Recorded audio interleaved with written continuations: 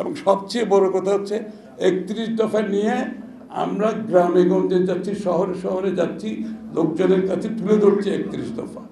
ইতিপূর্বে কোনোদিন দেখেছেন আপনারা বাংলাদেশের রাজনীতিতে সংস্কার প্রস্তাব নিয়ে জনগণের কাছে যেতে?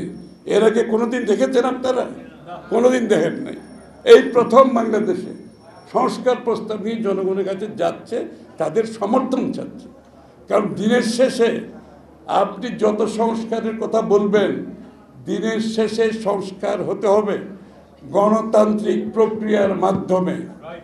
গণতান্ত্রিক প্রক্রিয়ার বাইরে গিয়ে কোনো সংস্কার করা যাবে না। এখানে কাউকে নতুন মালিকানা আমরা দিই নাই। বাংলাদেশের মানুষের মালিকানা অন্য কাউকে মালিকানা দেই নাই যারা আগামী বাংলাদেশের সংস্কার করবে। বাংলাদেশের সংস্কার হতে হবে গণতান্ত্রিক প্রক্রিয়ার মাধ্যমে, বাংলাদেশের মানুষের সমর্থনের মাধ্যমে। তার বাইরে সংস্কারের কোনো সুযোগ নেই। ইতিমধ্যে আমরা পরিষ্কারভাবে বলেছি, বিভিন্ন বক্তারা বলেছেন, পরিষ্কারভাবে বলেছি, যেই সমস্ত সংস্কারের জাতীয় ঐক্যমত হবে সেগুলোর জন্য আমরা প্রস্তুত। দেরি কেন? শেখ হাসিনা যাওয়ার এই 15 বছরে আমাদের মধ্যে ছোট ছোট কিছু স্বৈরাচার সৃষ্টি করেছে।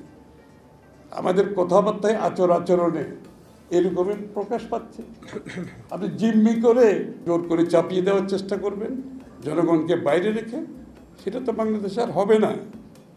ওটার দিন শেষ হয়ে গেছে। যেখানে ঐক্যমত হবে না, আমাকে জনগণের কাছে যেতে হবে। এর বাইরে কোনো সুযোগ নেই কিছু করার।